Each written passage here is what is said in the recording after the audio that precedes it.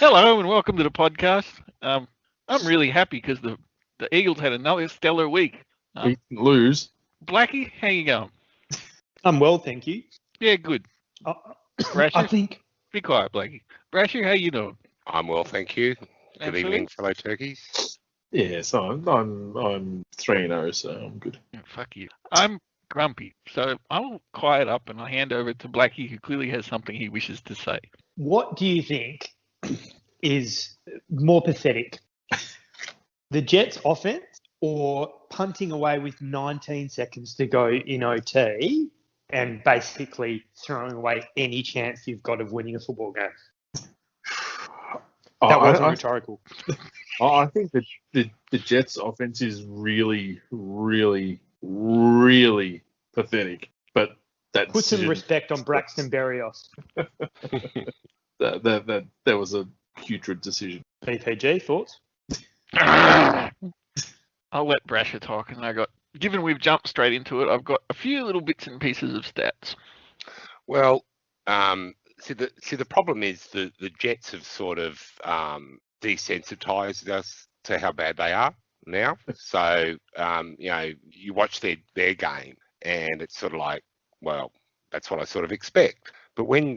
But I couldn't believe in overtime with 19 seconds left. Like, what's the worst thing that's going to happen? The only thing that could have been worse than punting it if they took a knee. Which, so I don't know. And look, I'm a bit wary, like, because I'm a big, I'm a big thing on karma. Like, we got them this week, and they're likely to set the house on fire this week on us. Only if it's their own house. What did you call it on the weekend, BPG? It's a barn burner as long as there's a dumpster inside it or something like that. Yeah. It's a barn. It's a barn burner as long as your barn is a dumpster and the fire inside the dumpster is like a self-immolating volcano from hell. Yeah, let us say you wouldn't waste your used batteries on them at the moment. Except to throw. And can I just say I don't that even think you'd bother. the Eagles should be exceptionally grateful for the complete absence of any crowds at their home games. Because the piped-in noise is absolutely nothing compared to what they would be copying in any other year. I mean, and I mean it dead serious. There would be serious violence in the tunnel. The fans are rabid. The public mood in Philly is atrocious. And anyway, a couple of little stats if you've finished, Brash, unless there was anything else you wanted to add. Both teams in overtime punted a combined total of 6 times. That's the first time in a single overtime period history that both teams have punted 6 times. That says that neither team was trying to win the game. And the second thing is that they sacked Burrow, and Philly, I'm hoping you were following this so that your poster boy is perhaps not quite the quarterback that you think he is just yet. They sacked him 8 times, including 3 times in the last quarter and overtime. You would have thought with a defensive record like that a statistical mind like supposedly the Eagles employ under Doug Peterson would have looked at the stats. And statistically, teams that have had their quarterback sacked 8 times or more have a combined record across history in the NFL of 3 wins, somewhere upwards of 48 losses, and 6 ties. And you would have thought that he would have said, you know what, we're going to go for it on 4th down because they ain't going to score. But no, he played it safe. And by doing that, he didn't just send a message to the offense that he didn't trust them to get 12 yards. He didn't just send a message that not losing was more important than winning. He sent a message to the defense, which at the moment is the only part of the team that doesn't sack completely. He sent a message to them that with 12 seconds left on the clock, because that's how long there would have been left on the clock after a field goal attempt, I don't trust you to hold off a team that has no timeouts left for 12 seconds with a rookie quarterback and a turnstile offensive line. So it's not a surprise that the biggest impact of that decision to punt was actually on the defense, because it said universally, unequivocally, I don't trust you to go get a stop. And here's the scary thing. Well, 2 scary things. Everybody's familiar with the controversy about our 2nd round pick in this year's draft where we took Jalen Hurts, who, by the way, got on the field before halftime. My prediction was nearly correct. He took 2 snaps. The first one he ran for a 1st down, and the second one he fumbled. So the factory is in full operation already. The second thing that's a really scary stat is that our 2nd round pick from last year fella called JJ Arcega-Whiteside was on the field for the 19th game of his career. In 19 games, he's been targeted, not caught, targeted 24 times in 19 games. So we put a second-round pick into a bloke who's been on the field a hell of a lot. It's not like he's been injured, and we don't even look at him. Don't throw. Is like he an overpaid, overpriced decoy? Because whatever the hell he is, it's not working. And so it isn't just this most recent draft. It's a deep-seated drafting problem. It's a really fundamental structural problem with the roster. But the thing that completely convinces me that we're trash, and that unlike the Jets, who will rebound the second Adam Gase has run out of town with his tail between his legs, we got so many problems it's not funny. We haven't won a game when we've played the football team and the Bengals, who are two of the biggest rebuild teams in the NFL. Our next 3 games are away to the 49ers, away to the Steelers, and then we get a home game against the Ravens. Yay! We'll be lucky to have anybody left to start on the field. I think do you want to hear my theory? You're tanking for the number 1 pick, and you're going to trade it for some cap space. But on the Jay Arcega-Whiteside, it's not like there are any good wide receivers taken after him. Say, for instance, 7 picks later, DK Metcalf. A big, fast guy who's performing quite well, although he's somewhat of a deep threat. I'm not sure Carson Wentz has got the juice or the accuracy to get it to him anyway, so it's probably a blessing you didn't get him. For more than half a second to throw the ball deep, but yes. You probably would have only targeted him 23 times. But, you know, the other thing and I will, for all the criticism, you've got to give the Eagles credit. They have progressed. In 12 years, they have progressed, because the last time we played Cincinnati in a game, our quarterback, who was by the name of Donovan McNabb, who at that point had 5 Pro Bowl selections and had been playing for 10 years, our quarterback had no idea that games stopped after the first period of overtime. He thought you just kept playing until you got a result. So when the final whistle blew in that game at the end of overtime, he went and lined up on the other side of the ball while everybody else was walking off the field, because he thought the period would restart. And it was genuine news to him that the rule was that you get 1 period of overtime and that's it, chappie. So at least we've learned, at least nobody on our team was surprised that overtime finished at the end of the first overtime period. So we've progressed. Do you want to hear another stat? And Brash, I'm not sure you'll like this one, so block your ears. If Russell Wilson threw 46 interceptions in a row, he'd still have a better quarterback rating than Carson Wentz. We're spending a lot of time talking about a club that they're only, give them credit, they're only half game out of first spot in the NFC East. You mean the combined 2-9-1 NFC East division of excellence? They're a half game out, mate. They're a half game out. They could still get a higher seeding than some very good football clubs by the time it's all done. They're a half game out of first place. Peterson told me that on the weekend. That was his response in the press conference. They're half a game out of first place. And if you have a look around that division, if they can somehow hobble or stay in it against the Cowboys offense, you'd think they're a half a chance to win a few games in their own division and still win it. I appreciate your positivity, but I mean, I'm not overstating it when I say that it's difficult. People talk about how bad the Jets are. People talk about how bad the Broncos situation is looking. There's not a team in the NFL, in the entire NFL, that has a worse situation over the next 3 years than Philly. And I know you were joking, Blackie, but it may well take something like trading a top 2 or top 3 pick just to get some cap space. There is absolutely no other way that they can fix this shit. And it isn't as simple as a coaching change. It's they've got no offensive line left. Nobody on their offensive line that's of any capability is under 28. And you lost another one. Oh, anyway, I've had enough. I'm depressed as it is for other reasons. And suffice to say that it was appropriate that on the day that we punted for a tie in the Eagles game, the Philadelphia Phillies were also missing out on the playoffs for the 9th straight year. Not only did they miss out on the playoffs, but they didn't even have a 50% winning record this year, for the 9th year in a row. And in that time, in that 9 years, the Phillies have spent $1.43 billion on salaries for their players. We so need you and American Crow to just get a room. 1.43 billion. Like, I even watched the Cleveland Indians today. I thought, this is such a good week.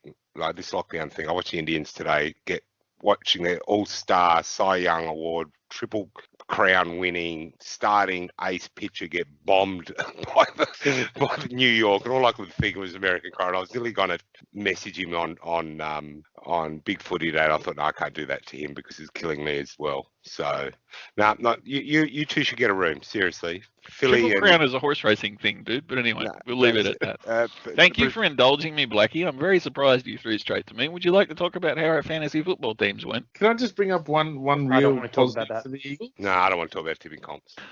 Yes, Fooey, what did you want to say? Well- Zingers are the best.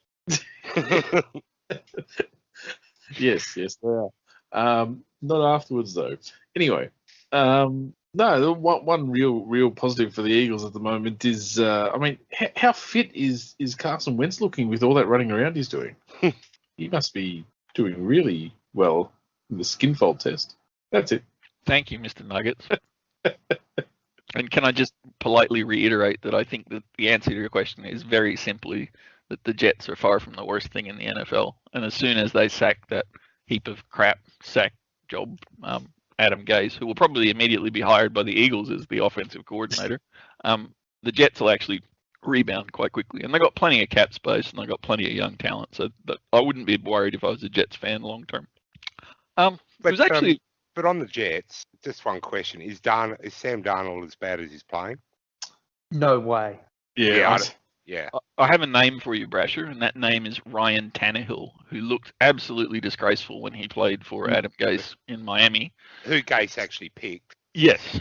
Yeah. You put him under a different coach in Mike Vrabel, and suddenly completely different quarterback. Now I'll caveat it by saying that I don't think Darnold has... we're not talking about Miami, where it's not a massive media pressure market for the football team.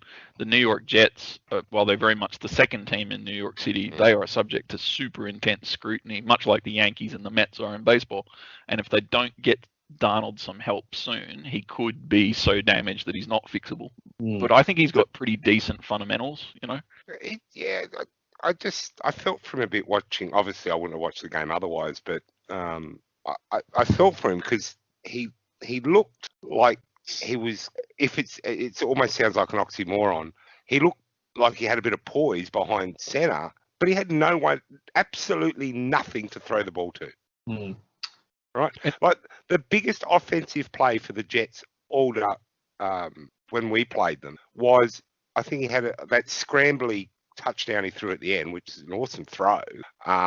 It was a 20-odd yard scramble. Like, it was just rubbish. Yeah, so they never looked like they were going to score, and it's just got no talent around him to help him at the moment, which is inexcusable. Yeah, and some people say, oh well, there's injuries like what happened to Le'Veon Bell, but I mean even that Gase doesn't like Bell.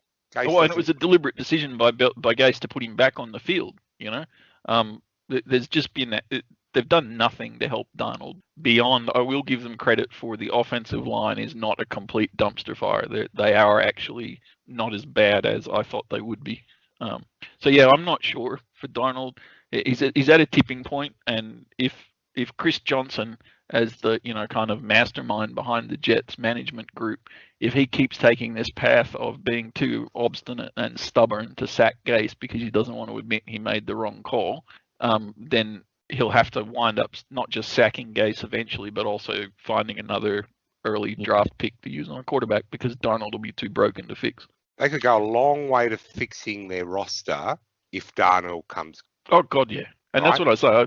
I think he's good enough to make that difference if he had even some middling talent. And you look at what Josh Allen's done in Buffalo, he didn't come out of college as a super highly rated quarterback, but he's got the basic fundamentals that suit the NFL with a few decent offensive weapons there. Suddenly he's a pretty impactful quarterback, yeah?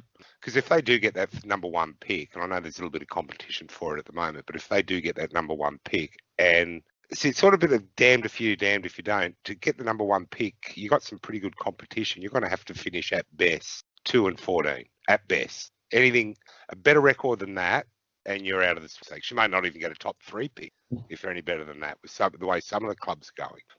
To put that record in, Darnold's going to be stinking it up every week. Yeah, if he's playing well, you've got to win the odd game here.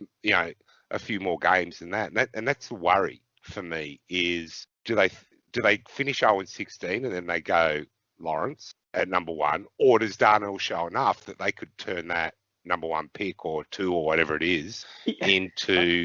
I think if a new coach is coming in, there's no fucking way you're hitching your wagon to Darnold. No. You're gonna sell the dream if they're picking at 1. Oh, I'm taking Lawrence because it buys you more time. You don't have any of the legacy issues with him.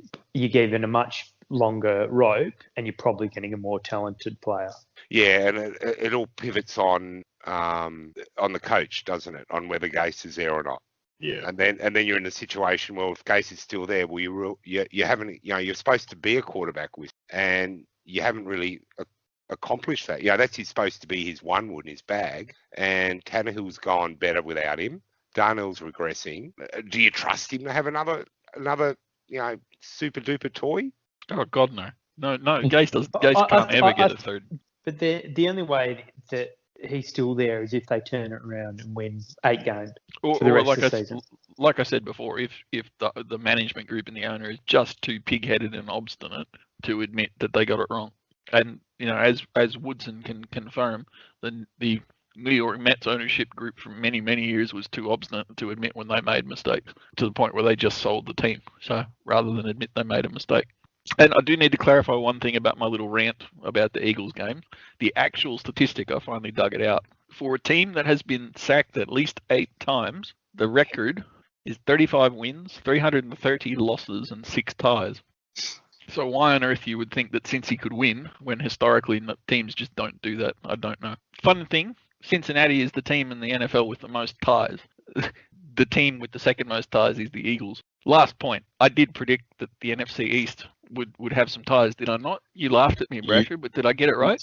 Yeah, but I think you were probably, I'm more inferring that they were going to be like 3 all ties within the division. No, I was not that specific. I'm never that specific with my predictions. Much like my fantasy drafting strategy, I just kind of adopt a general strategy, not a deliberate prediction. And we talked in the preview last week about it was a pretty ordinary looking slate of games, and I believe, Brasher, you may have even used the phrase tea-towel game on more than one occasion. I don't know about you guys, but I thought the Sunday games were actually relatively entertaining considering what they looked like on paper. There was some reasonably entertaining matchups in the end. What do you think, Philly? This is where you should have watched a few games, Oh, look, I watched the Dolphins and the Jaguars. That was interesting. Wasn't on Sunday? No, it was not on Sunday. No. Yeah, look, I don't think there was anything too surprising that that Bills Rams game was probably the pick of the games if you ask me. Before, as I said last week, didn't really let us down. I don't think went to great heights, but yeah, didn't let us down either. And I think it showed that, maybe not me personally, but overall we're probably underrating Josh Allen a little bit. I think he's going to be a very good quarterback. He's not there yet, but he's very good, or will be very good. Blackie, game that you want to talk about from that Sunday period? What jumped out at you?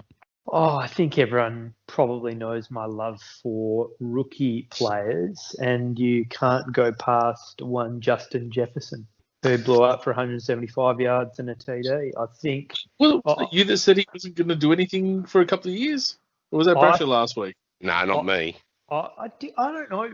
I thought, look, I think he's a good player, and I liked him a lot. Probably midway through his final year at LSU, when he was projected to be, say, a 2nd or 4th round pick, I was all over him. Like, I thought he was going to be a legend. But as soon as he started getting mid-first round buzz, I probably started to not like him as much. But he's exceeded my expectations. But if I thought he wasn't going to do well, it's because I thought Cousins was going to hold him back and just pass to Thielen the whole time, and there'd be a run-first team, and Cousins would get his 200 yards and Thielen would get 100 of those, and there's too many mouths to feed for the rest. But even if you take away the 70-yard touchdown he had, he still had 100 yards in the first half. First rookie since Moss to have those kind of stats. I think his highlight tape's already better than Laquan Treadwell's. It's all looking up for him. I think Another rookie that did well in a game we've already touched on is T. Higgins. I'm not sure that he's going to be a superstar, but he's a pretty big unit.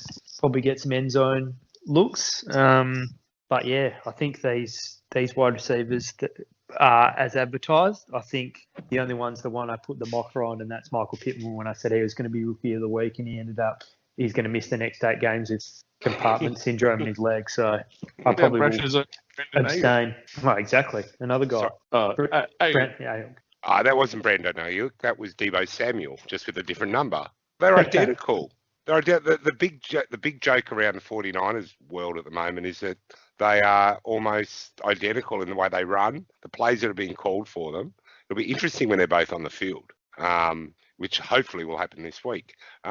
No, just a point of correction. I actually thought Jefferson was of the rookies one. I think in the preseason when we were doing the draft review, I called him out as the one most likely to make a contribution the quickest, actually. The one that's disappointing me a little bit, given all Dallas is doing is throwing the ball and Prescott's playing pretty well, is CD Lamb. Is the most, for the first rounders, he seems the most underwhelming, other than the ones that go to the Eagles and get injured. What about Henry Ruggs? Yeah. Well, he just runs decoy routes, doesn't he? Yeah. That's all he's doing. But I would have thought Lamb would have contributed more by now, given Dallas is basically in a shootout every week anyway, and all they're doing is throwing the ball. I don't know why they paid Zeke all that money if they're not going to hand it off to him every now and again. But that defense for those is so playing horrific. at home, CD Lamb's on track for 1,300 yards. And he's so disappointing. Yeah, he's been disappointing me. Yeah, he hasn't got in the end zone, which doesn't help. I think he's shown a bit, but you're right. When they've scored 80 points in the last 2 games and thrown for 1,000 yards, I mean, he's not getting in the end zone. Cedric Wilson even got yards. Who the hell's he? I know. Who is Cedric? I thought it was the Cedric Wilson that played for the 49ers 15 years ago. I thought, is he still in the league? Well, if Driscoll can start, then I assume he was still in the league now. You're going to ask me what my highlights of the early Sunday games were? Oh, eventually. Okay. Last week we talked a lot about how we thought Baker Mayfield was regressing and falling apart and not doing well. Quarterback whisperer Fui, and astute listeners will note I am avoiding one member of the panel.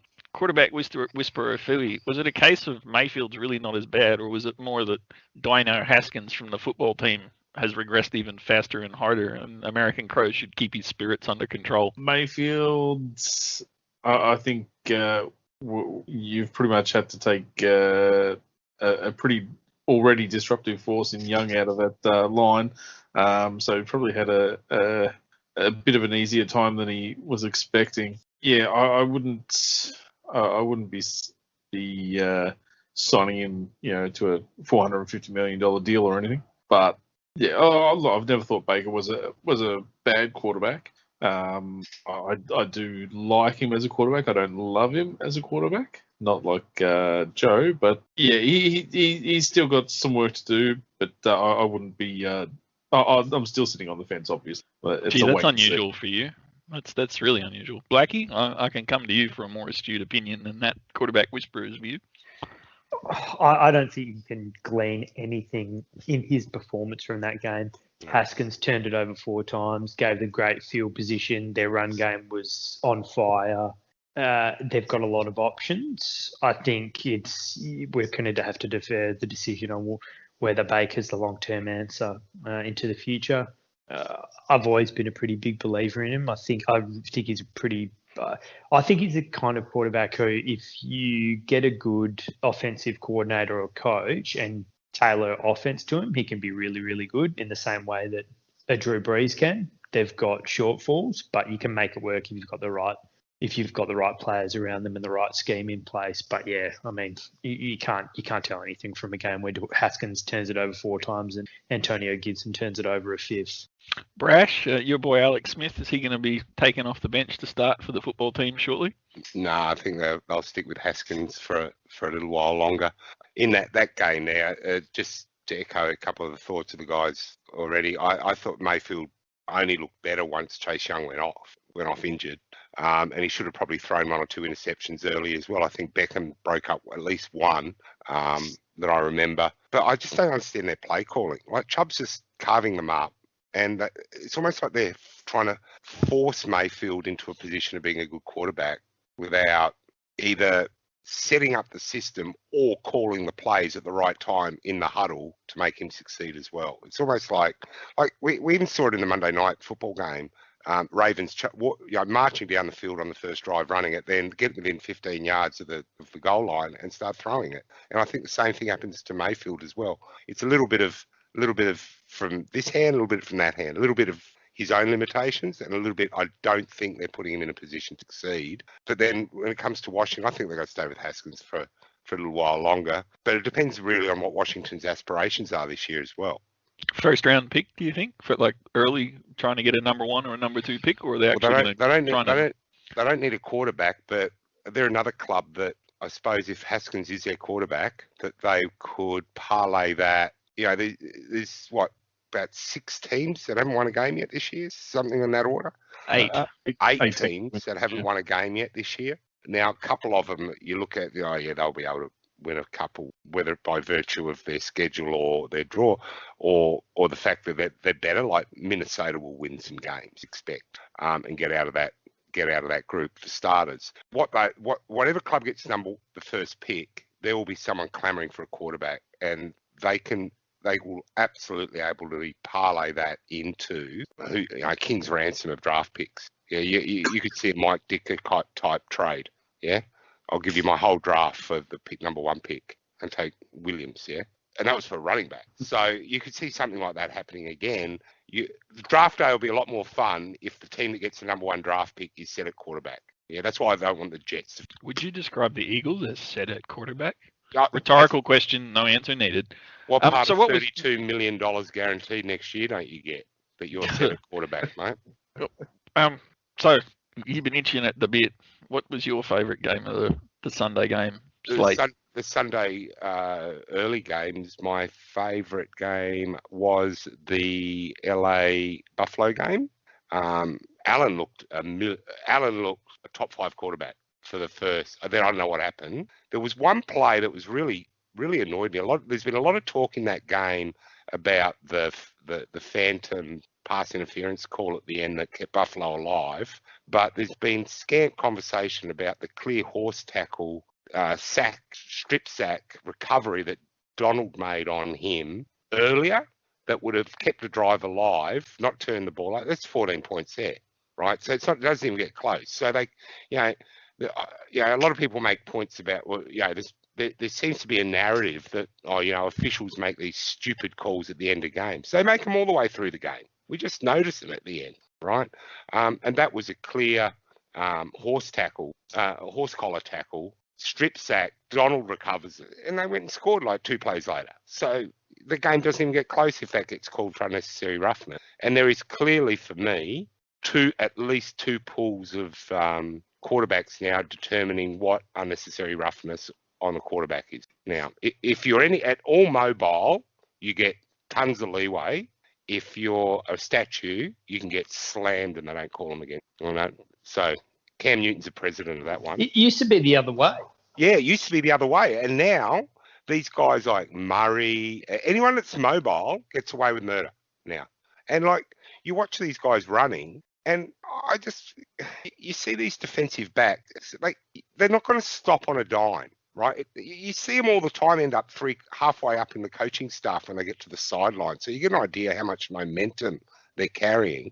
And now they slide. It's questionable.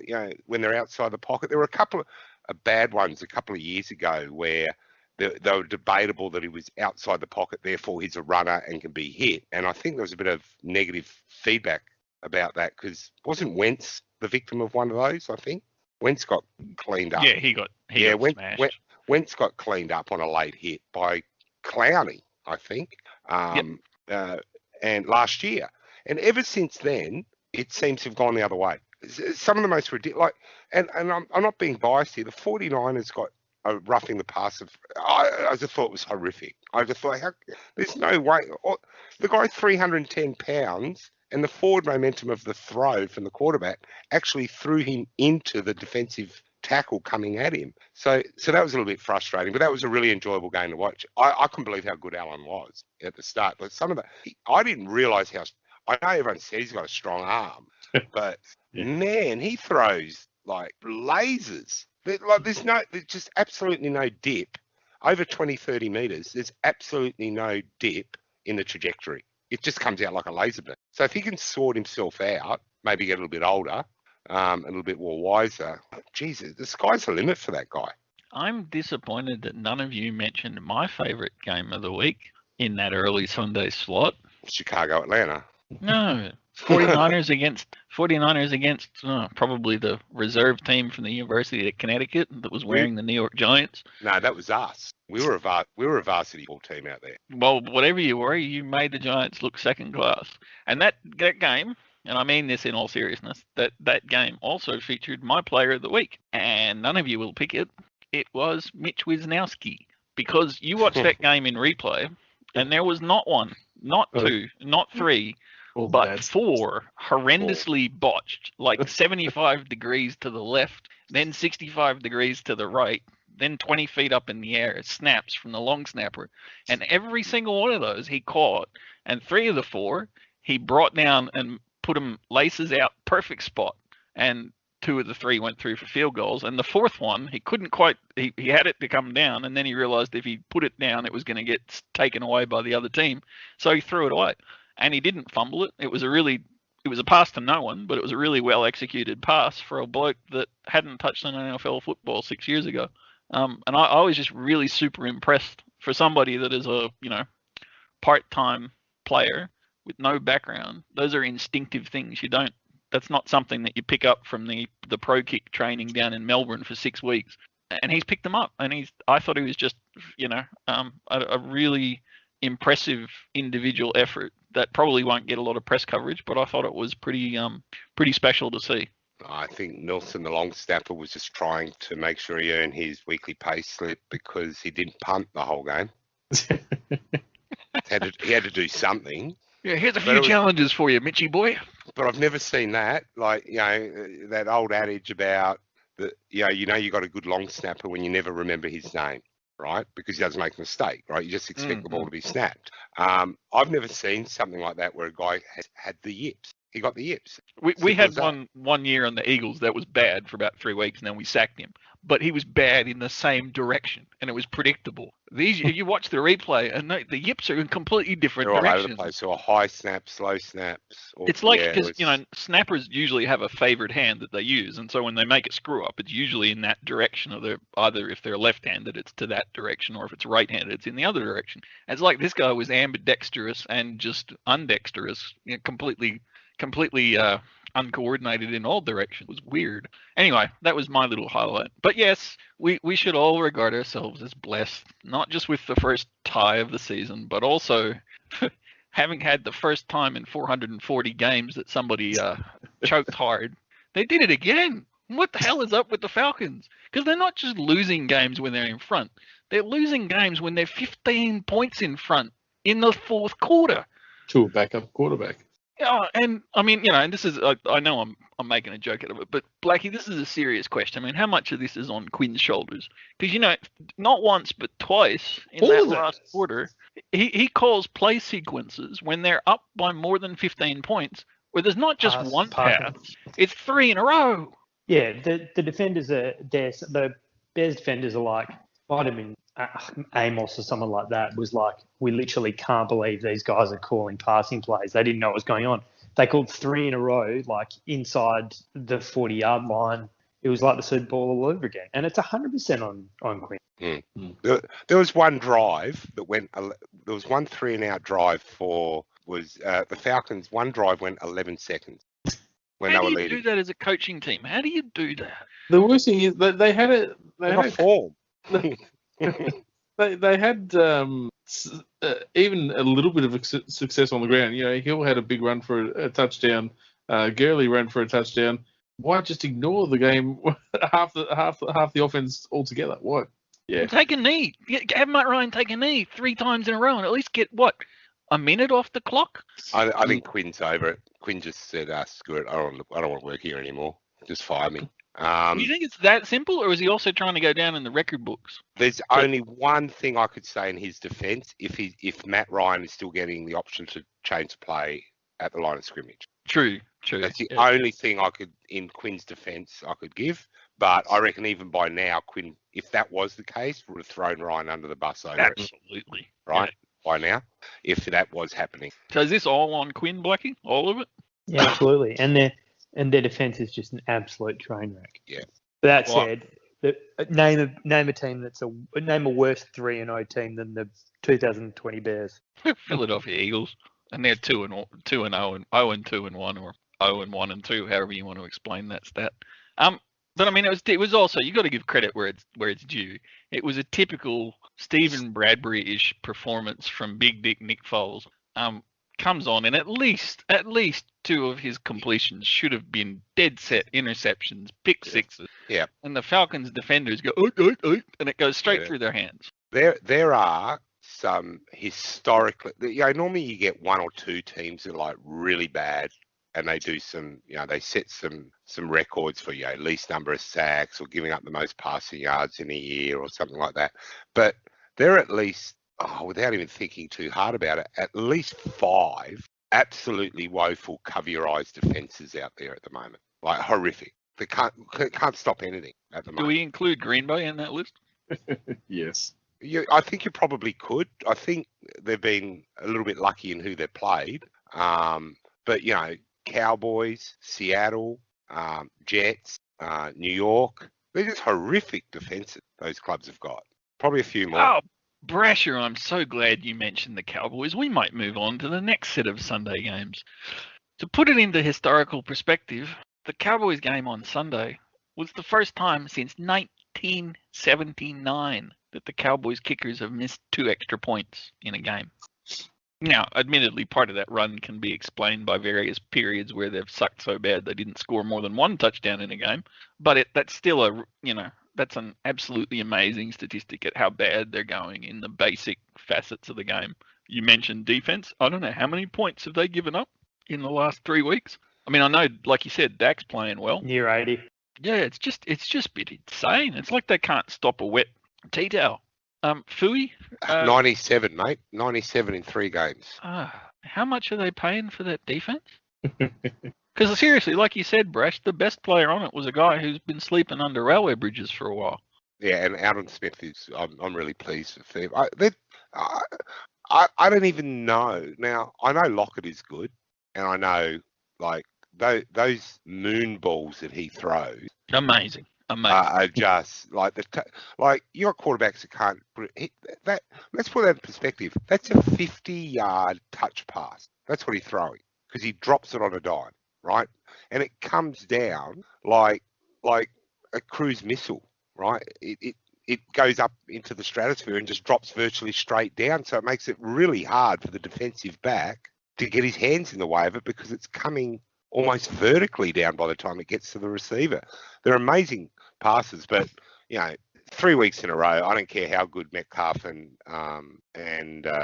Lockett are, but we've seen 3 weeks in a row of that sort of defense from the Cowboys, haven't we? Oh God, yeah.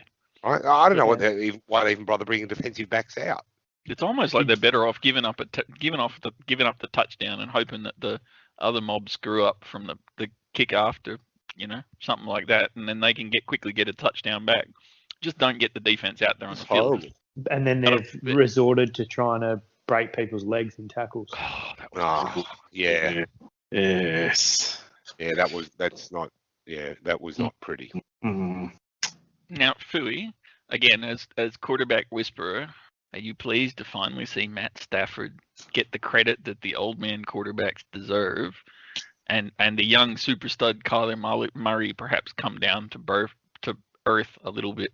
Yeah, I never would like to see a division foe do well. Same here. Thank you very much for that game. So, yes. Look, yeah, I mean, no one hates Lions, really. So it's good to see the underdog get up every now Detroit and again. does. Very true. Very, very true. Yeah, look, I haven't seen the game. I didn't see any of it. Oh, jeez. So yeah, I've got All nothing. right, Blackie, can you save the situation? God damn, more editing. Oh, yeah, I don't know. It's been an interesting one. Okuda played better, which is good to see. I think obviously the Lions need him to play better, but obviously Kenny Golladay coming back just changes that offense completely. Focal points no longer Hawkinson, just adds an extra dimension because he can win the ball at all levels. It just makes things a lot easier for them. But they did actually look better on defence, so maybe Patricia's figured it out, and it's a hard offense to scheme for too. So it'll be interesting to see if they've been worked out or if it was just an off week. Maybe that's the blueprint. DeAndre Swift, I think, also has been consistently good. The drop in week 1 got a lot of attention, but he's actually been consistently good. He got 0 carries though. I think they just, I don't know, for whatever reason they're not really trusting him with rushing at the moment. It seems like they want to make Peterson the centerpiece, but I agree. I think Swift is an immense talent. It was more that they were targeting him in the passing game, and they're also using him a hell of a lot as a decoy in the runs, and that really seemed to draw the Cardinals. Jordan Hicks kept keying up on Swift, and then when Swift didn't get the best ball, your top linebacker was way out of position. So whether it was deliberate or whether it was bad play by the Cardinals, I don't know. But I just thought it was the kind of thing, a bit like with Wisnowski, it's the kind of thing that won't get a lot of press because there's not a lot of fantasy stats in it and not a lot of touchdowns. But it's rare in my experience to see a rookie in his 3rd game pull off those kind of 1%ers. I hate that phrase, but that's what they were. They were 1%ers. What's been interesting to me is they are struggling with what to do with Isaiah Simmons without the practice reps in pre-season. He is, he's been moved around a little bit, which probably hasn't been fair to him. He didn't really play much in that game. I think I've heard that they're potentially going to look at playing him as a safety this week. And the problem is they already have quite a few inside linebackers. They've got Hassan Reddick and Hicks. They don't really need him in there. I think they were kind of expecting him to be more of a jack of all trades than he is at the moment. Maybe that'll come in the future. But it's been a pretty brutal start for him. Safety. Wow. You should trade him to the Phillies for like a 7th round pick, and then the Phillies can trade him to the Eagles for a 3rd round pick. So far this season, and the Bears aren't the worst defensive team in the comp. The Packers still have to probably play someone with a better offensive game or defensive game than what they've played so far. But I think the Lions are okay. I like their tight end when they get the receiving core back in place. Peterson is now the anointed starter. He's not going to do anything overly flashy, but he's not going to be, at least they have to account for him now, which is something, for if Patricia doesn't go stupid, the opposing teams will at least have to still think, well, Peterson's probably going to still get his 15 to 20 carries. So you have to account for Detroit's running game, which is probably something no one seriously thought was a thing since Barry Sanders retired, right? They just, ultimately, Lions games play out the same way every time. It's, sometimes they've got a good defense. We'll put it on the back of Stafford. He'll get us in front. And if we get behind, then we just put it all on Stafford, right? That's been their MO for a very long time. The Cardinals are the problem. And same thing I said last week, and I saw it again on the weekend. They do the spectacular flashy, but they don't play sound fundamentals every down, right? So they're just as likely to go back-to-back, intercept, sack, intercept, and then get gouged 7 runs in a row for, a screen pass that goes for 70 metres because someone forgot their assignment. Blackie's hit it on the head with Simmons. It's getting moved all over the place. Let him just see ball, play ball for a little while. Let him get his feet in the NFL. But moving him around, that just astounds me if they're going to play him at safety or something like that. I would just play him as a weak side linebacker and let him just go see the ball, go get it. Go tackle the guy that's got the ball. Just do that for a while and just play some fundamentals. That's the biggest problem that the Cardinals have got. Always, as long as I've watched them. For Simmons, it would be easier for him to transition to wide receiver than safety. It's just a ridiculous decision. Well, yes and no, because there's a guy in the division. Yeah, he did play a bit. There's a guy in the division who is arguably, I heard him could be called the best middle linebacker in the league at the moment. I don't think he's that good. But Warner for the 49ers was basically a hybrid. hybrid strong safety middle linebacker, coverage linebacker, and he's now, he's basically the best linebacker on the team. So you can be done. To be really super clear, I totally agree, and we've also seen it at the Eagles back when the Eagles used to have half decent linebackers. It is absolutely possible for a good safety to transition to linebacker. I got a massive problem with going the other way though. They're totally different at NFL level. They're totally different skill sets. It depends on their body. It depends on their physical measurables, because I think the league is moving more towards supersized strong safeties anyway at linebacker. Oh, and if you've been able to do it in the preseason, I'd give him a chance. But no preseason games, no snaps, no repetitions. That's why I would have just played him at weak side linebacker and just let him play the ball. Yeah, play not dirty. Just there's the ball, go get it. Yeah. Yeah. That's what I would have done with him. He's good enough to play anywhere, right? Given the time. He's got amazing athletic talent, but just in where there's no preseason. And anyway. I don't know, Blackie, what do you reckon? Has he been secretly training with Fui down in the Hawthorn training fields and then flying back to America? He's been going to KFC with him. With Bill. Blackie, you can put yourself on mute or put your speakers on mute or whatever, because we're about to talk about the Broncos game. Or you can launch into a full analysis, I don't mind. Brash, did you enjoy see Brady? Was he up to standard? Or was this more about the Bucs defense? I can genuinely say I watched about 3 minutes of that game, and that was probably the 3 minutes of the Rippin era. Rippin era. No, I didn't give that game a lot of tension, and that was mainly because I'd been up at 3 o'clock watching the 49ers. So I think I pretty much might have fallen asleep on the lounge about that time. Well, I have to say, for me, the Broncos get super extra credit. And here's the reason why. Fui, you'll appreciate this. They get super extra credit because Wingnut managed to put his helmet on and off 12 times without tearing his own ears off. It's good effort, isn't it? Fair call, Blackie? Yeah, I don't think he'd be doing that this week. Be holding the clipboard. Yeah, he's playing special teams. He's on the coverage. I saw a stat, given we're talking about the Broncos. They've got nearly 60 mil in salary from, 155 mil on IR at the moment, and that doesn't include Lindsay and Locke because they're only doubtful. It's an astronomical number. I think it's 30 mil more than the nearest person. You cannot win. You cannot win if you have that much salary cap, whether it's tied up in a position that's not performing, a la Wentz, or sitting on IR. If they're not playing every week, it's no point. You stole my thunder, Brash. I was going to, anyway.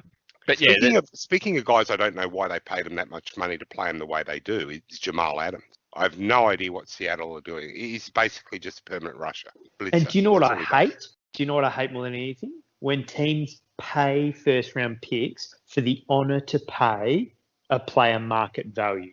Yeah. I just don't understand. And you see it all the time. Chicago pays 2 first-round picks to pay Khalil Mack an astronomical amount of money. Jalen Ramsey. Yeah.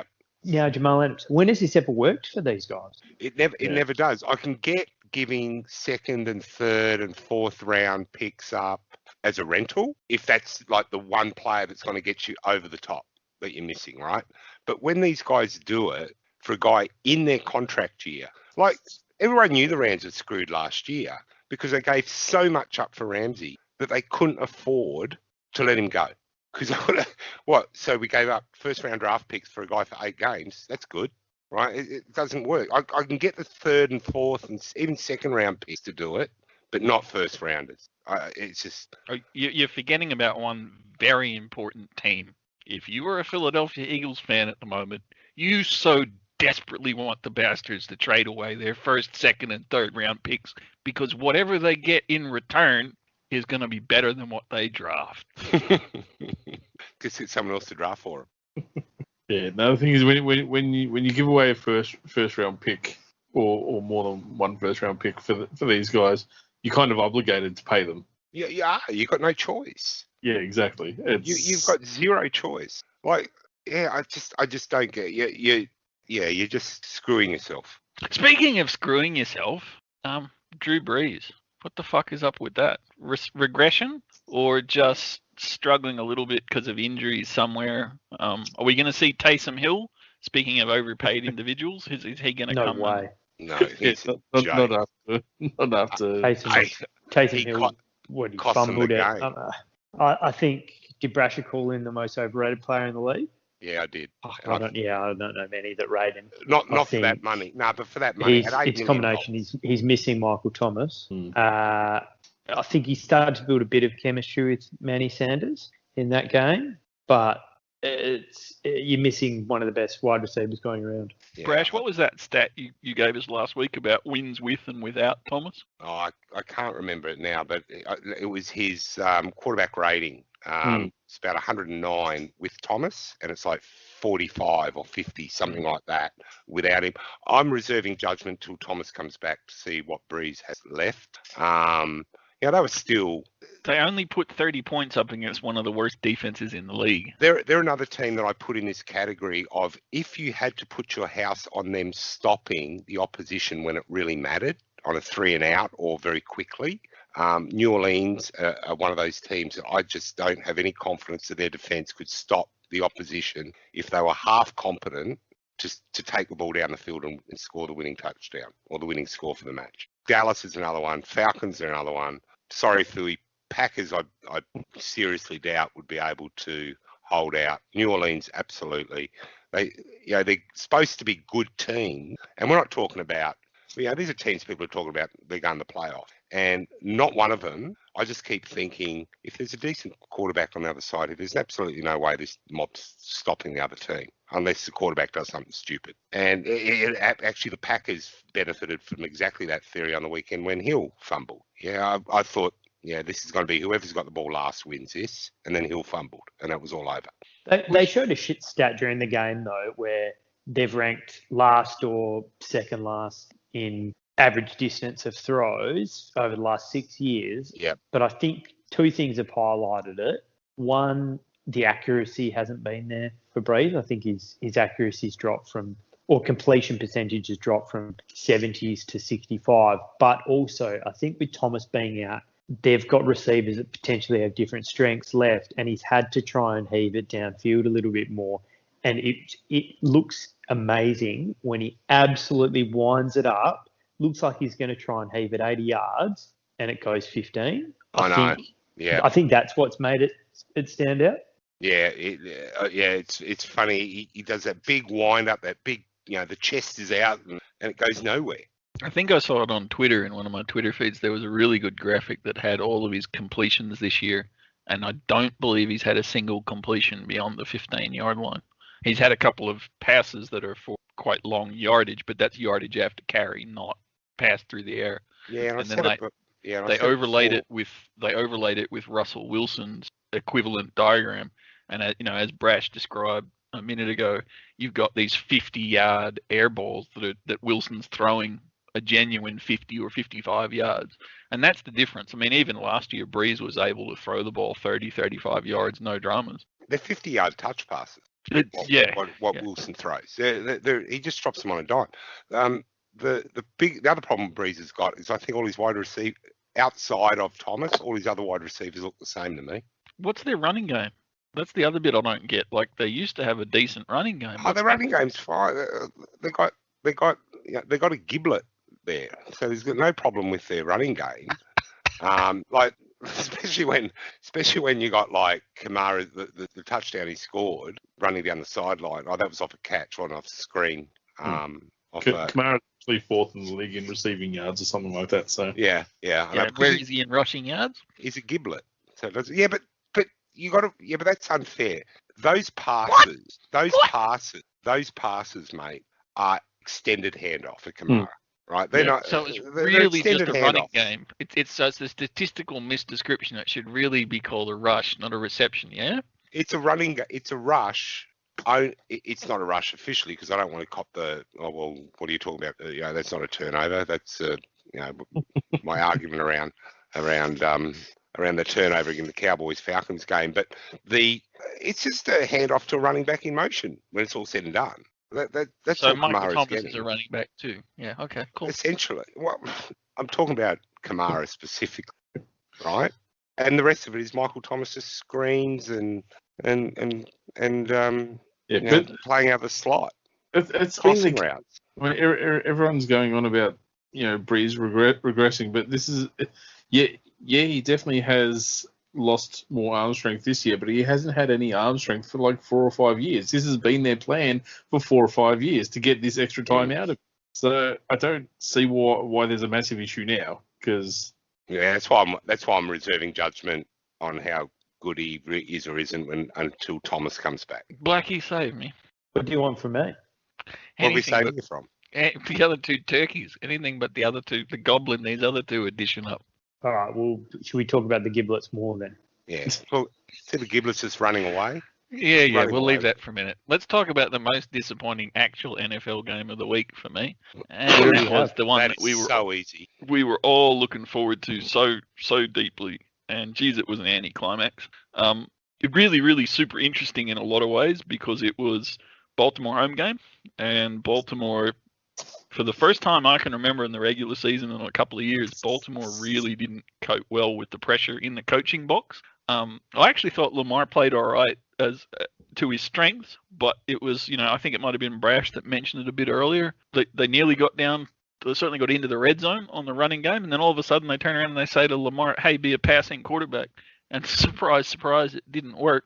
But genuine, honest question, and we might start with you, Brash, because you're the fountain of all quarterback analysis that's not done by Fooey on this podcast. How much is it that Mahomes is really that good when, say, compared to a Wilson, or is it that the Chiefs genuinely have a massively talented spread of players on the offense? Mahomes. The short answer to your question is have a look at a replay of the touchdown pass he threw to Tyreek Hill over the top of the Ravens defensive back. We were just talking before about Russ Wilson and those moon balls that he throws that drop almost vertically. That pass, they talk about how players can make, or quarterbacks can make their supporting cast look better. Well, that's a given with Mahomes, but his talent around him is very good anyway. That pass made Tyreek Hill, all 5'10" of him, look 6'8". So it's a fair talent to make a quarterback to make a player look bigger, right? You look at that pass.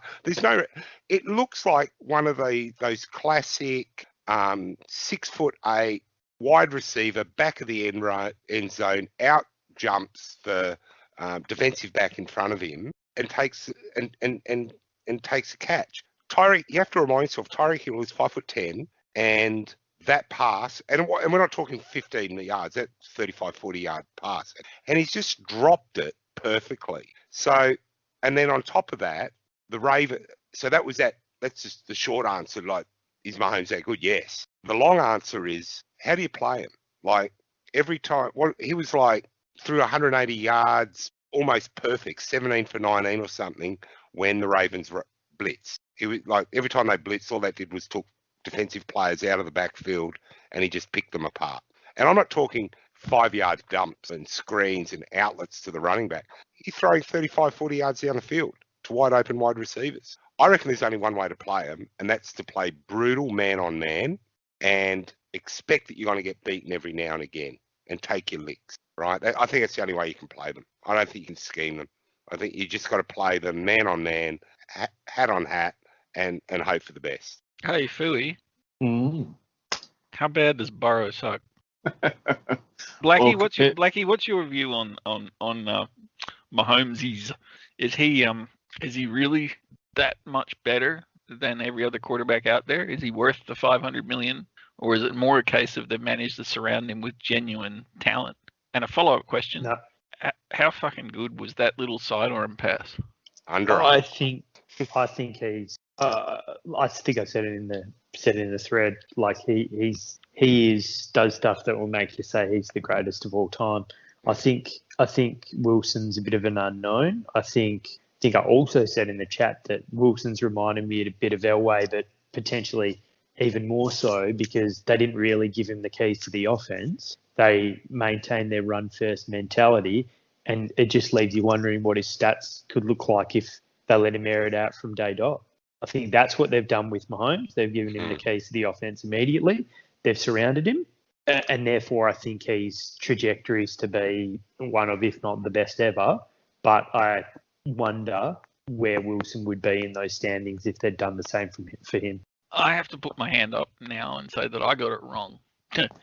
It's an unusual thing. I don't often get it wrong. I made the mistake of saying that I thought the Chiefs' defense had regressed, and that was why I picked the Ravens to beat them, because I thought, given it was a game in Baltimore, the Ravens' defense would struggle. The Chiefs' defense would struggle with the Ravens' run game and gadget plans, and people like Marquise Brown would cut them apart. Boy, did I get that wrong. The Chiefs' defense was just scary. What do you think, Fui? Did you actually watch this game, by the way? Was this the one game you watched during the week? No, I watched some of it. The free 3-minute replay on YouTube, yeah? No, just on my lunch break. I got a good 45 minutes, so that was good. I actually watched enough just to see, Mahomes in that second quarter, last bit of the second quarter. I didn't actually see much of their defense, sorry, so I can't answer that question, but I can answer why Mahomes is better than Wilson, if you want. That's not a question I asked you, though. I asked you a question about defense, and I'll answer a question about the defense. Please. I was looking to you, Brash, to correct Fui's clearly and obviously inaccurate answer. I think you take Clark out of that defensive line, and they are a very ordinary defence. What about Jones, though? Nah, I think Clark's the one that really makes a difference to them. I think they are a ordinary defence that similar. I think we were talking about this last year about. I think it might have been the New Orleans. No, it was about Kansas City and about how great their run defense was, and we all said, well, that's because every other team gives up running against them after about 10 minutes in the first quarter, right? And the same thing applies here. I thought the Ravens lost that in the coaching more than anything else. That game, the way they were carving them up on that first drive, and then to just stop. Kansas City didn't look like they were going to stop anything. Okay, but the one advantage the offense presents for, and you mentioned it now with that pass, that KC has over the Ravens and why they'll always beat them, is running quarterbacks or option quarterbacks struggle when the field gets compressed because all the defenders are now in their face, right? So, but you saw it with Mahomes, doesn't matter. I got a problem, I'll just underarm it to the fullback. Oh, that's a bit too hard. And this one will come back and bite Andy Reid, throwing it to your left tackle, to Fisher. That was rubbish, and that'll come back and bite him. Karma will get him on that. Fisher will block somewhere during the year now, and it'll cost Kansas City on that. But I don't rate their defence at all. I think they're very easy to score against. The biggest problem you have with Kansas City is you can play perfect defence against them on the first two downs, and then they go and score a 90-yard touchdown on the third down. Yeah, that's the problem with Kansas City. They can score from anywhere. I wouldn't punt to them. I would just take my licks. If I turn it over on downs, 20 yards out from my own goal line, so be it. They're going to be there in 3 minutes anyway. You're just giving yourself more time. I would play 4-down football against them and play brutal man-on-man. Forget scheming, forget everything else. Keep him in the pocket and just play brutal man-on-man. And every tackle would be a crocodile turner, yeah? Sorry, every tackle would be a crocodile turner or whatever the hell that thing that the Cowboys did on the weekend was. No, it wouldn't be. No, you just play man-on-man on them. Just match them speed for speed. Don't worry about anything else. Don't play scheme. Don't play anything. Don't get caught out. Just play man-on-man everywhere. And just keep up with Tyreek Hill and Nicole Hardman. You can put. There are speeds to defensive backs out there. Yeah, mate. But their technique sucks, and they don't have fluid hips. Yeah, yes and no. But the thing is, how many touchdowns, Blackie, did you see on the weekend? Like long touchdowns, 25, 30 metres ball in the air, and you look around, and they'll be celebrating the touchdown, and all you see are these defensive backs all looking at each other on who's right. Then don't play scheme. Play one-on-one because you're going to get hosed anyway. They're too good at finding the holes. And it's not Reid, it's all Mahomes and the quality of the players you're talking about. Play one-on-one. Just try and stay with them the whole game. Problem is they've got a pretty good line, and the only way you're going to be able to beat them is if you're getting consistent pressure with 4-men rush. with 4 men. That's right. And the 49ers did that for most of the Super Bowl. And we saw what happened when the Ravens tried to blitz, sending 5 and 6. They got smashed. Yeah, you can't send any more than 4. You just can't. You can't. Unless you've got an extra player on the field in defense. Yeah. But for me, the other thing that stood out about that game, and Phil, you note that I still haven't thrown back to you, and I'm not going to throw back to you, I don't think, unless you improve your capability and performance in this podcast. For a bloke that's 3-0 and cutthroat, you're not providing much insight. Come on, boy. Clyde Edwards-Helaire, or as the telecast broadcaster insisted, Clyde Edwards-Helaire, made him sound like a French pastry or something. But oh my God, I was very skeptical. I'll be open and honest, exceptionally skeptical about him. But for a rookie that's had no preseason of contact, no preseason games, no real training camp, he has just come in and slotted in and done. I mean, Baltimore has a reasonably decent defense. They're not a lightweight defense, and he just carved through them. And he didn't. It wasn't gadget plays. It wasn't trick throws from Mahomes or wildcat flip to flea flickers.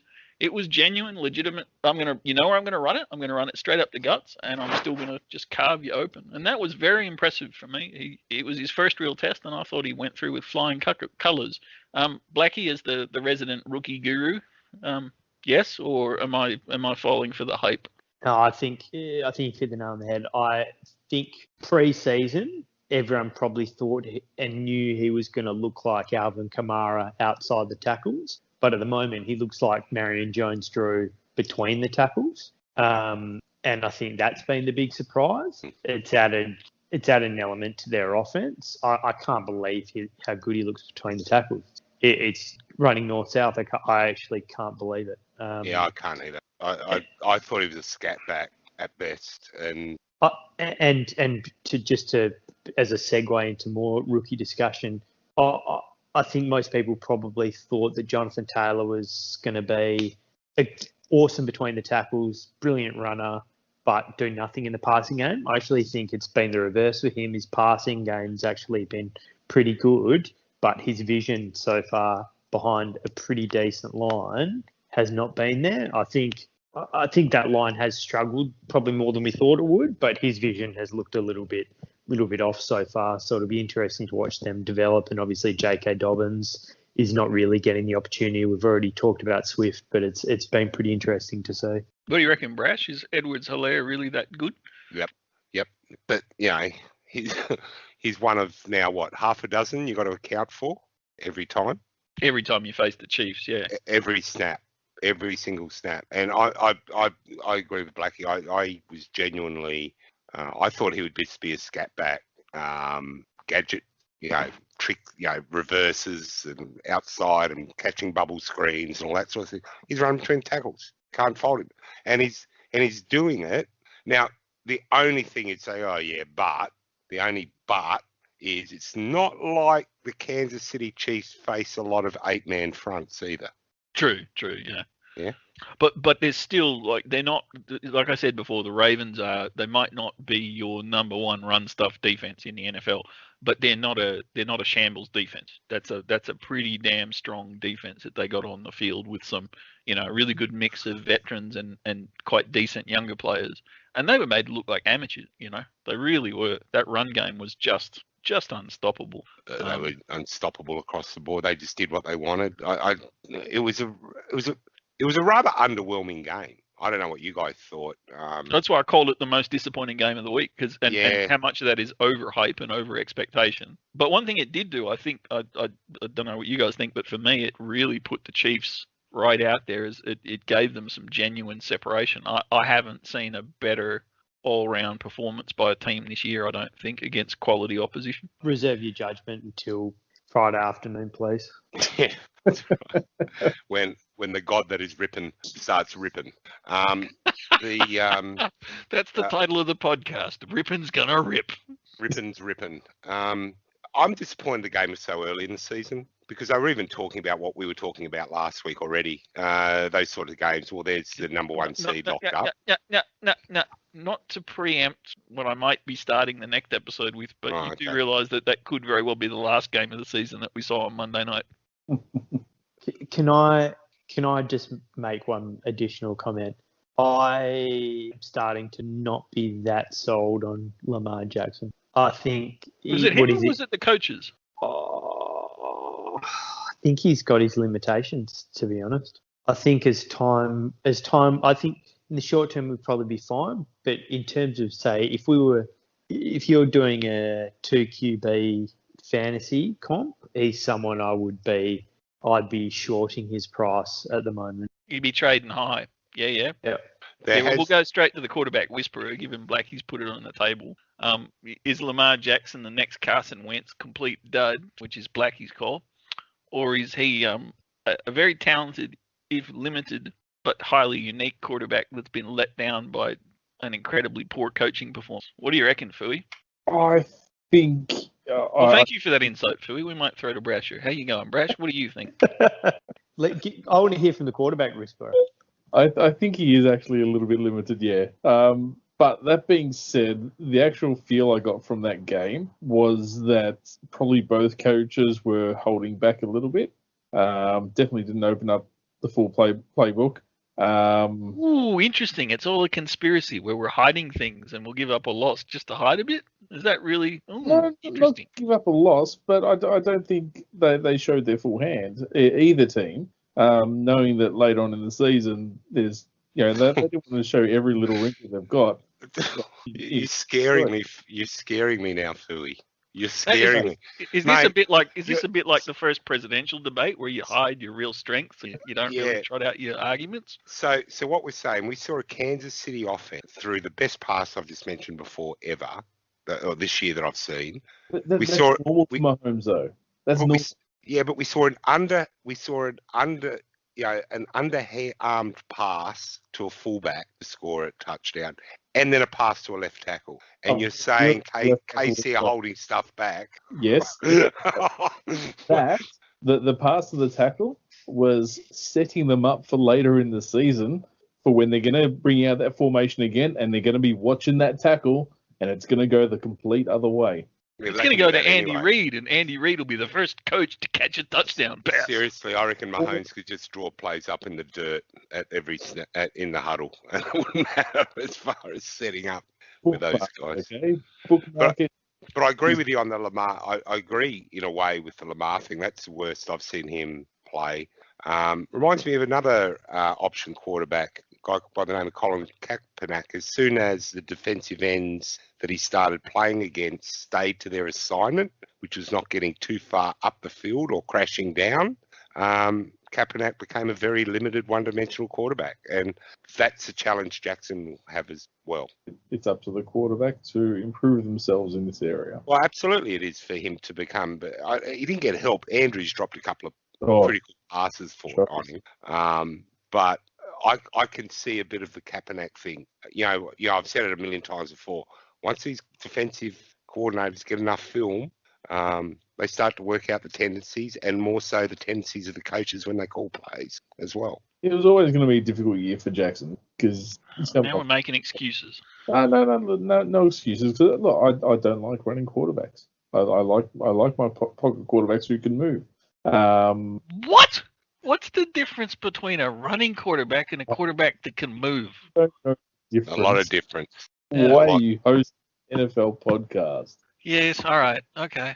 I wasn't aware that quarterbacks who didn't move were the same as quarterbacks that did move but didn't run. No, they're not the same. That's not what he said. A running quarterback is not the same as a mobile quarterback. Now that makes sense. That makes sense. I understand that point. That's not what Fooey said, though. A mobile quarterback is Steve Young. A mobile quarterback is Russell. A running quarterback is Lamar Jackson. But Mr. Jackson or that boy in at the Cardinals. Yes, we joke that he's a running back playing quarterback, but he's still got a long way to go to prove that theory wrong.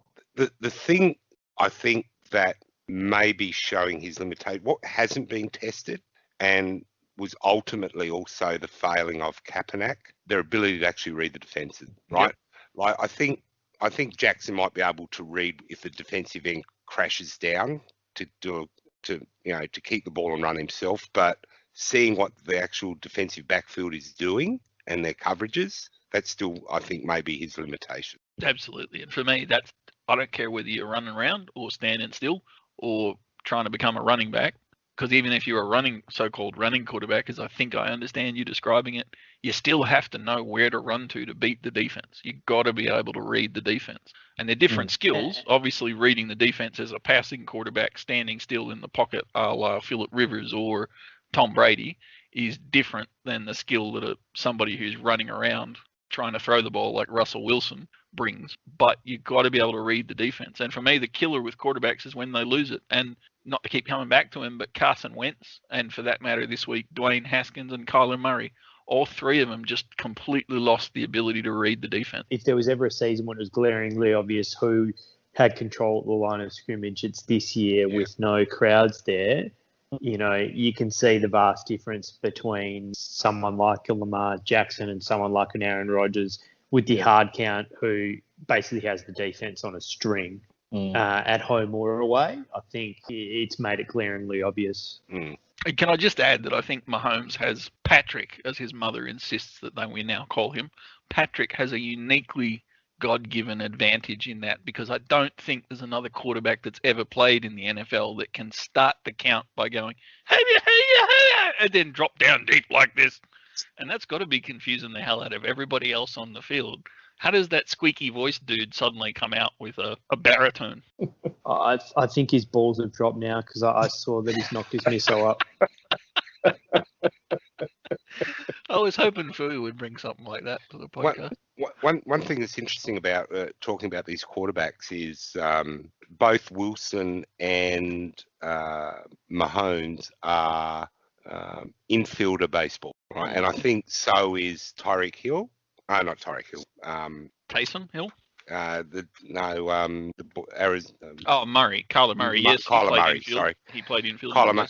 Infield. So they've got really they do a couple of things. Obviously, they've got very quick releases. They can throw from any angle, and they're very agile. All three of them have the same characteristics. The thing that sets Mahomes apart, probably, I think Wilson probably throws the prettiest ball. Mahomes' ability to just scan the field so as quick as he does, where I think Wilson does a lot of his best work either from just basically scramble plays, and Murray is clearly the quickest of the three. But they're all infielder baseballers. How good is Justin Herbert?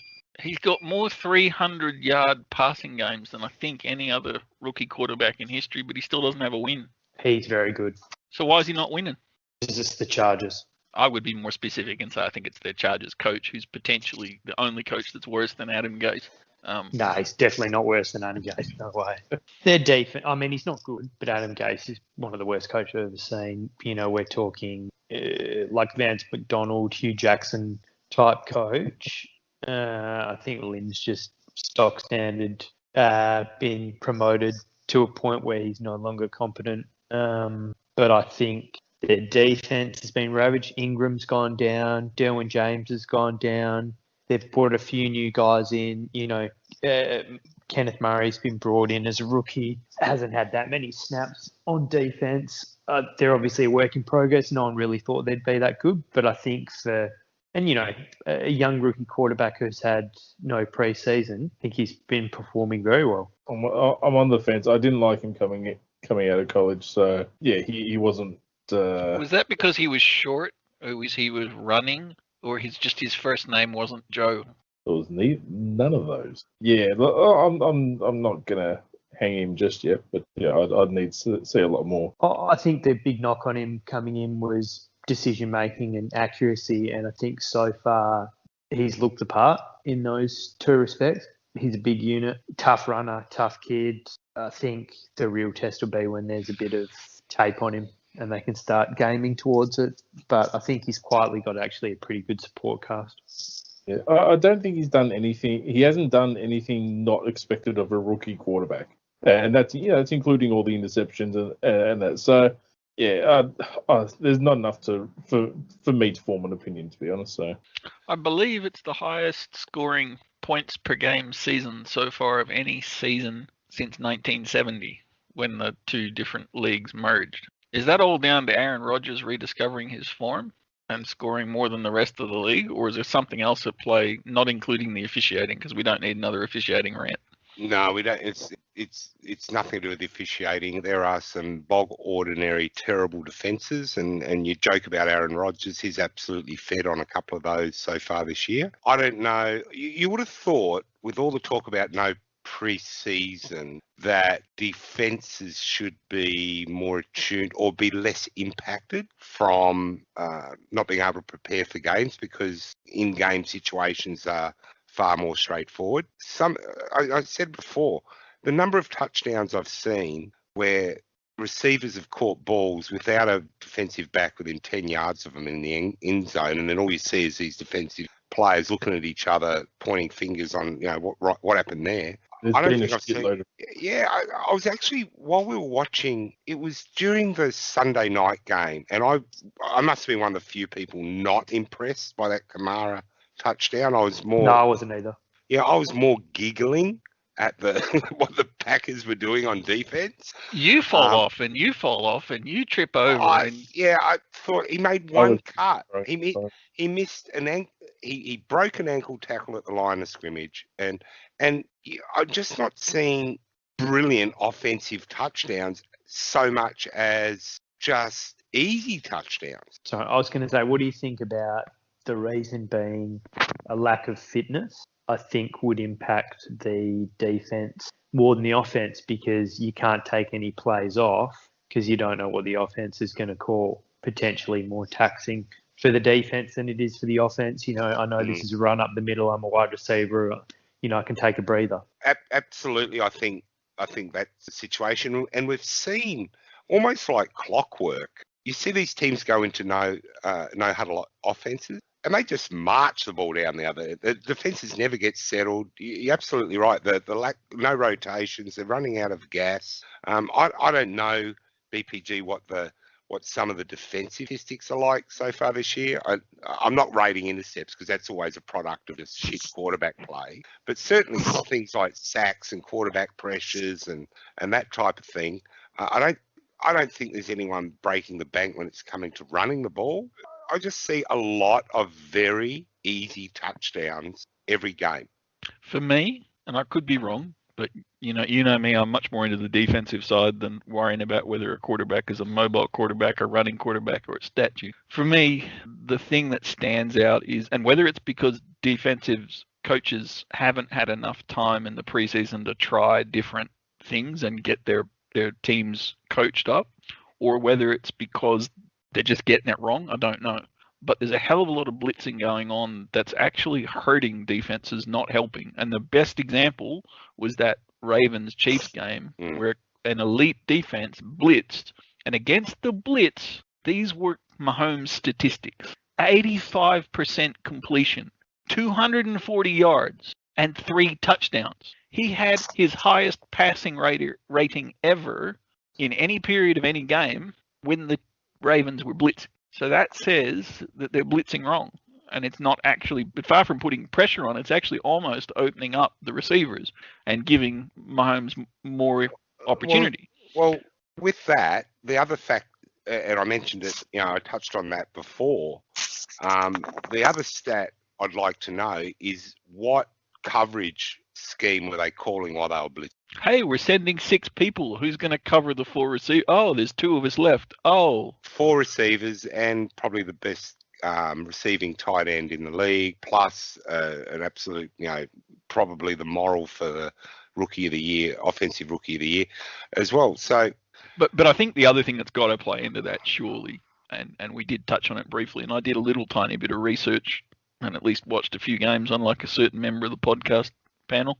And it's the first time since at least 1998 that we've hit the end of week 3 and we've had such an early separation between the undefeated and the unwon.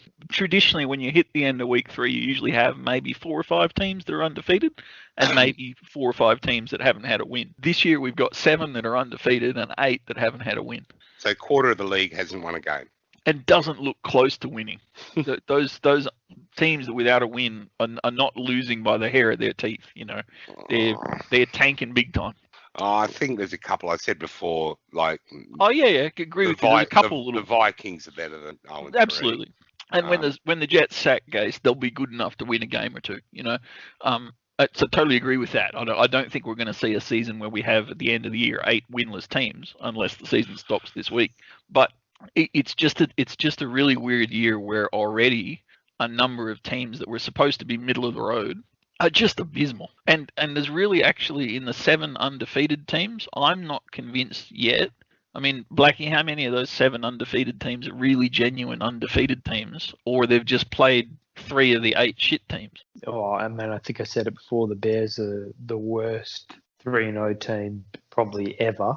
Yeah, I mean, I think it's in the same. I think it's in the same boat. There's been, a few teams of, they've run into crap teams. Pittsburgh and Titans are both 3-0. They've both played the Broncos, who are missing half their team. Bears terrible. Seahawks obviously playing pretty well, but I think the ones that clear out are the ones in the AFC. I mean, for me, I can't believe that the Packers are an undefeated team. I can't believe the Bears are undefeated. I can't believe that, a couple of the ones you just mentioned, Blackie, that, what do you think, Philly? Because I know you've probably only watched one of those 15 teams.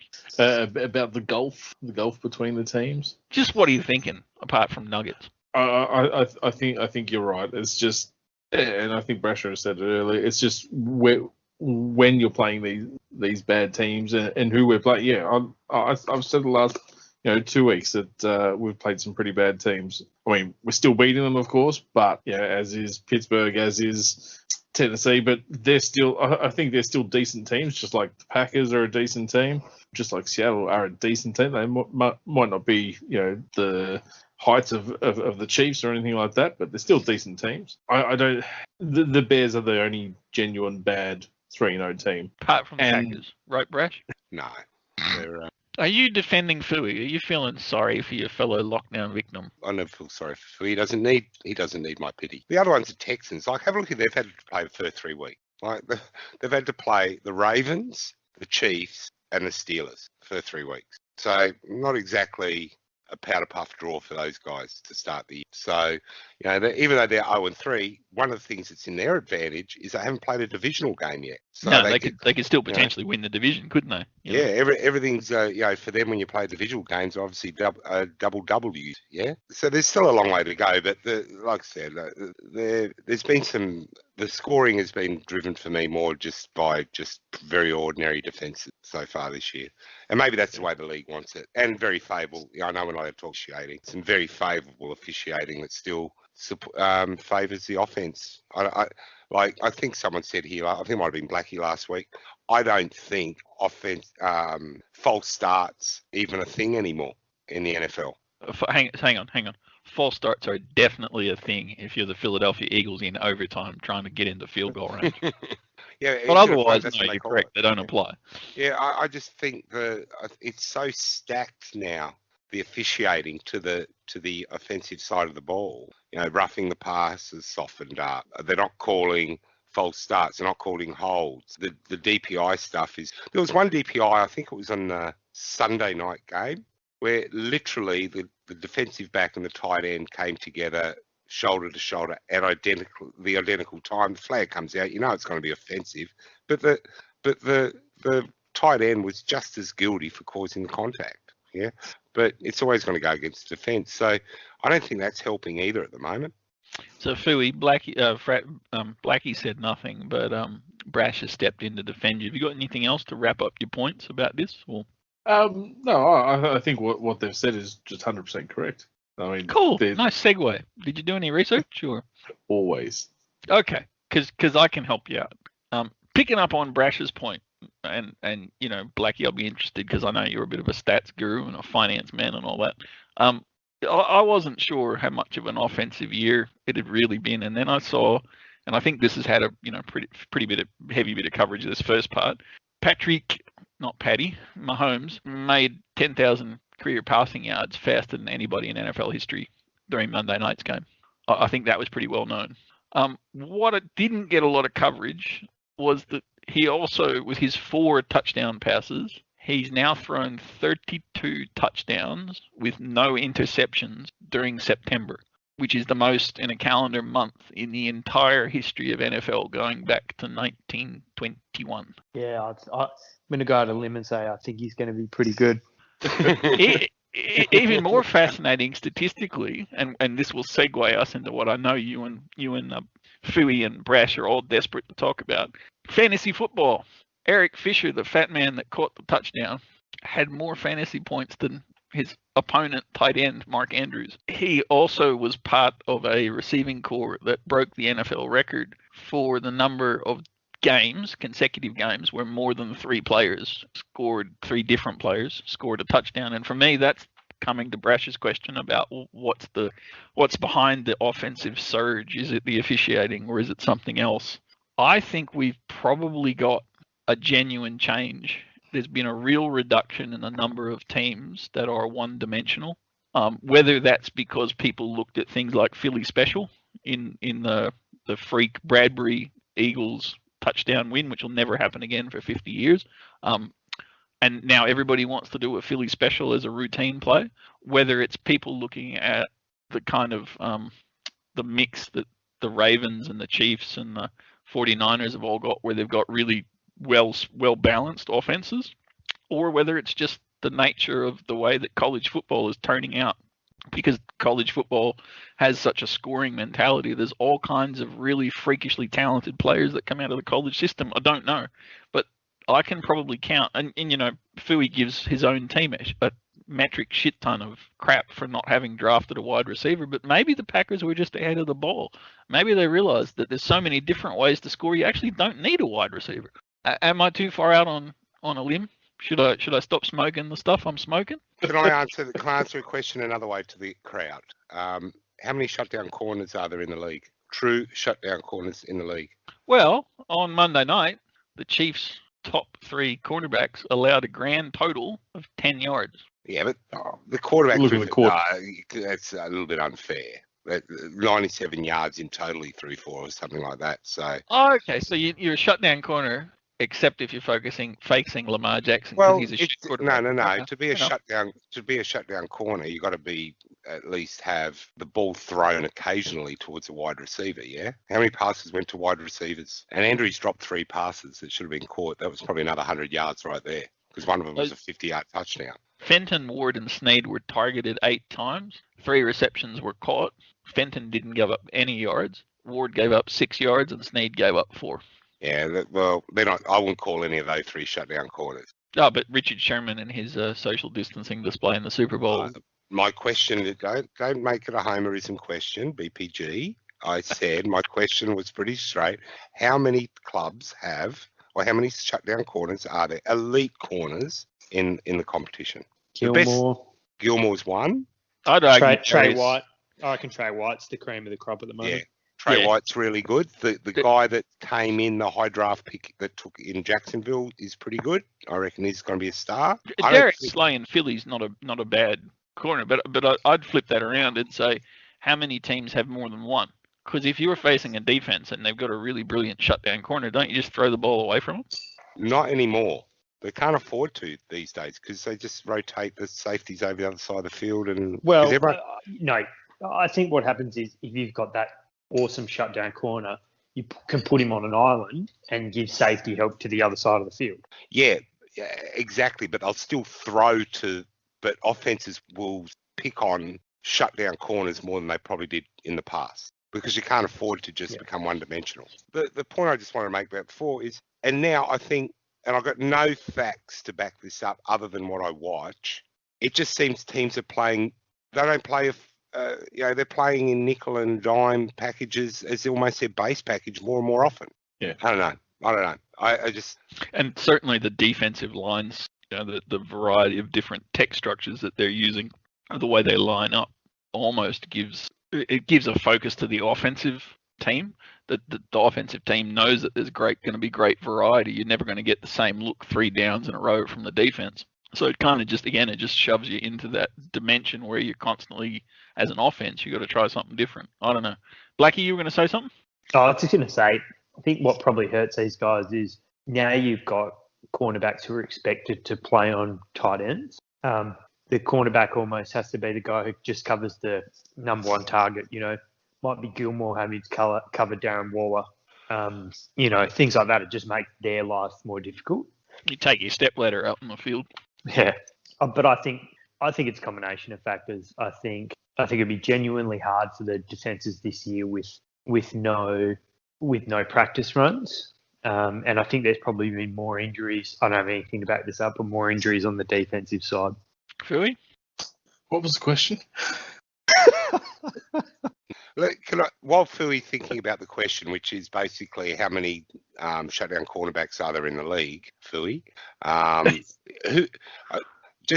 Which quarterback's name stuck out the most on the weekend for me? The one I heard the most, not how good a Deion Sanders went, or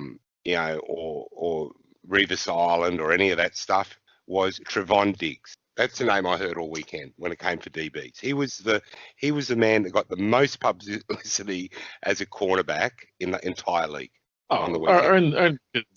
Metcalf was a mental midget. No, but forget that thing that he actually the one thing he did do good, but he gave up like 225 yards or something being targeted on the day. And you look at some of those touchdowns, he wasn't even in the picture. Like where on that one where he knocked the ball away from Metcalf, where was he? He was 10 yards behind the guy when he caught it. So I don't know. Yeah. So anyway, I think there's a real weakness in the quality of the defensive backfield, whether it's the personnel or the schemes they're playing at the moment, or just getting hosed by the officiating. I don't know. It's something because it's pretty rubbish. All right, Philly. Have you had enough time to think about Have I filled enough time for you, Philly? Yes, plenty. Look. Hang on. Surely you can squeeze in at least 3 more arms before you actually answer the question. I just like to think about what yes, exactly. No, look, there's definitely a shift in the way defense has to be played over the past few years with, and sorry, I've already forgotten who said it, but with, I think it was you, Rash, with the base package of a defense being nickel and dime and the need for more corners. And even when it was only needing, you 2 corners on the field for most defensive downs, it was hard enough to get good corners then. But now you're looking at needing at least 3 good corners on a team, and they're just not there. They never have been, and unless colleges start to churn out all these good defensive backs, it's not going to be there for a few years at least. So I think we're going to see some very high-scoring years over the next few years until the talent adapts to what's being put out there by the offenses. Is that okay?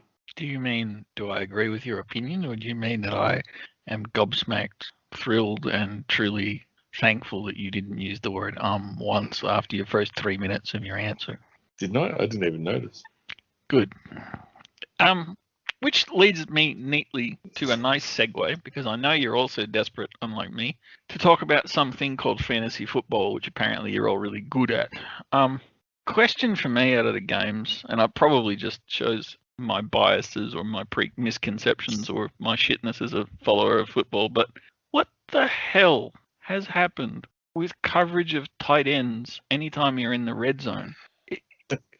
When did the rule that said we're in the red zone, so now we just forget about tight ends? I mean, when that fat boy from Kansas City went to catch the touchdown pass, he had closer coverage on him than at least half the tight ends that got easy touchdowns and easy fantasy points. And that shits me because I lost 3 different fantasy games to people that got 3 points from tight ends that weren't covered. What the fuck is up with that shit? That you never heard of before. It's the oldest, most reliable play in the book. It's probably, other than a flea flicker, it's probably the earliest misdirection play that I can ever recall seeing. And it's been around forever. Play action, bootleg. Yep. Open tight end on a out route. That's. You know why it's so popular, or you're seeing so many of them recently? because most teams have given up on that god-awful fade to the back pylon that you see come off, that pass, that high fadey soft thing they try to throw to the back quarter pylon that only their receiver that never does. I see that one pretty well disappear from most playbooks. The quarter can throw it, and there's not that many out there. No, I've still got nightmares, obviously, of that one from the Ravens Super Bowl that we lost a few years ago with Crabtree. But I've just never seen that. You never see that fade out to the back pylon. Maybe 1 in 50 times it's come off, I reckon. So maybe because BPG, they've thrown that out of the playbook, they've replaced it with the tight end pretending he's blocking and then just walking into the end zone instead. Blackie, is that going to be the rippin' approach to just get 27 tight ends on the field? No, from what I gathered, his strategy is to just move it down the field, no issues, and then throw an interception in the red zone. All right. In terms of tipping, Blackie, how does it feel to only tip 8 winners correctly, but get the third most points from those 8 winners behind only American Crow and K-Dog? It was somewhat of a disastrous week. Started off badly and didn't get much better from there, although I think my saving grace was I didn't for a second think that Baltimore would get anywhere near Kansas City. Look, it was a nightmare tipping week. I'm surprised GG wasn't the number one dog, but we'll just move on to the next week. Philly and Brash also both picked 8 winners in the AE comp, but for such big balls gambling that Philly normally does, he only scored 73 points, and Brash was even worse. He scored 71 points, and by tipping the Chargers and the Cardinals, he lost both of his 2 remaining strikes. Yeah, I know. It is what it is. You took Philly's betting tips, didn't you, Brash? No, it was just rank rubbish. That's all it was, mate. You've heard me say it before. I don't like doing head-to-head tipping comps because I find myself having to cheer for teams on Sunday that I loathe, right? So it's something that I'm more than happy to participate in getting my head around still, but it's something I don't enjoy, yeah? I like fantasy football way better. But this is precisely and exactly why I so wanted to put you through it, because I knew you'd hate it. Can I gently say how typical a year it was for me that I lost one of my 2 remaining strikes, which you're only supposed to get a strike if you record a loss. You lost on the tie. I tipped Cincinnati. So I will be putting in Jeff Dunn. Heads up, you're getting an official notice of appeal for me that should not be a red mark. That should be a pass mark, and I should have one left.